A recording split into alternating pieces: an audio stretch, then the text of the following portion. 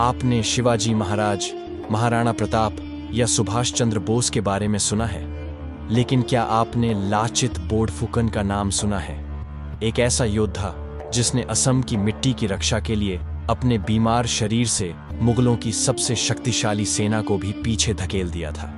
औरंगजेब की 30,000 से अधिक सेना, एक बेड़ा और बड़ी तोपें भी उस योद्धा की रणनीति के आगे बौनी साबित हो गईं। यह कहानी है वीर लाचित बोरफुकन की, जिसने 1671 में सरायघाट की लड़ाई में इतिहास रच दिया था।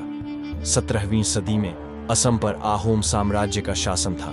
ये एक शक्तिशाली और सुव्यवस्थित राज्य था जिसकी राजधानी गुवाहाटी के आसपास थी, लेकिन इस राज्य की समृद्धि पर मुगल बादशाह औरंगजेब की नजर थी। मुगलों ने पहले भी कई बार असम पर हमला किया, लेकिन हर बार आहोम योद्धाओं ने उन्हें पीछे खदेड़ दिया। लेकिन 1662 में मुगल जनरल मिर्जा राजा जय सिंह ने असम पर कब्जा कर लिया। आहोम साम्राज्य की हार के बाद एक नया योद्धा उभारा, लाचित बोरफुकन। लाचित का जन्म 1622 में हुआ था। उनके पिता मोमाई तमूली बोरबारुआ आहोम साम्राज्य के एक उच्च अधिकारी थे। लाचित ने अपनी पढ़ाई राजनीति, युद्ध कला और रणनीति में की थी। वे बुद्धिमान, ईमानदार और राष्ट्रभक्त थे। उनकी प्रतिभा के कारण उन्हें आहोम सेना में एक विशेष पद दिया गया, बड़फुकन, यानी सेना का सर्वोच्च सेनापति। औरंगजेब ने अपने सबसे अनुभवी सेनापति राम सिंह, जय सिंह का पुत्र, को असम जीतने के लिए भेजा।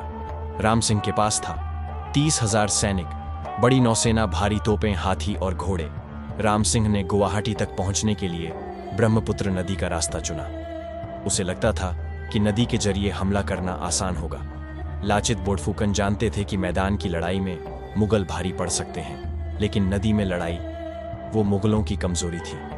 उन्होंने गुवाहाटी के पास किले बनवाए, किलेबंदी की और नौकाओं का एक शक्तिशाली बेड़ा तैयार किया। उन्होंने अपने सैनिकों से कहा, देश के लिए अपने प्राण दे देना, लेकिन 1 इंच भी भूमि दुश्मन को मत देना।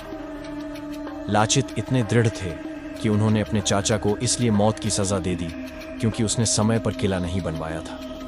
1671 जगह, सरायघाट, ब्रह्मपुत्र नदी का किनारा। मुगल नौसेना और सेना ने एक साथ हमला किया। लाचित बीमार थे, बिस्तर पर थे, लेकिन जैसे ही उन्हें खबर मिली, उन्होंने कहा, जो योद्धा अपने देश के लिए लड़ने से डरता है वह योद्धा नहीं, मैं आज लड़ूंगा।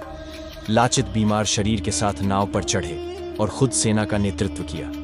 उनकी रणनीति थी संकरी जगह पर दुश्मन को फंसाना, तेज नावों से अचानक हमला, पेड़ों की आड़ से तीरों की बौछार और गुप्त मार्गों से वार करना। मुगल बेड़ा एक के बाद एक टूटता गया। राम सिंह को पीछे हटना पड़ा। मुगल सेना को सरायघाट में करारी हार मिली। लाचित ने यह युद्ध केवल हथियारों से नहीं, बल्कि रणनीति, साहस और देश प्रेम से जीता। असम को बचाया। मुगल सेना ब्रह्मपुत्र में डूब गई, लेकिन लाचित का नाम इतिहास में अमर हो गया। आज भी नेशनल डिफेंस अकादमी में हर साल लाचित बोरफुकन अवार्ड दिया जाता है उस कैडेट को जो सबसे बहादुर हो। असम में हर साल 24 नवंबर को लाचित दिवस मनाया जाता है। लाचित बोरफुकन कोई राजा नहीं थे, लेकिन वो दिलों के सम्राट बन गए। आज जब हम देश की रक्षा की बात करते हैं, तो हमें लाचित जैसे गुमनाम नायकों को भी याद रखना चाहिए। अगर आपको यह कहानी पसंद आई हो, तो इसे जरूर शेयर करें, ताकि भारत का हर युवा अपने असली हीरो को जान सके।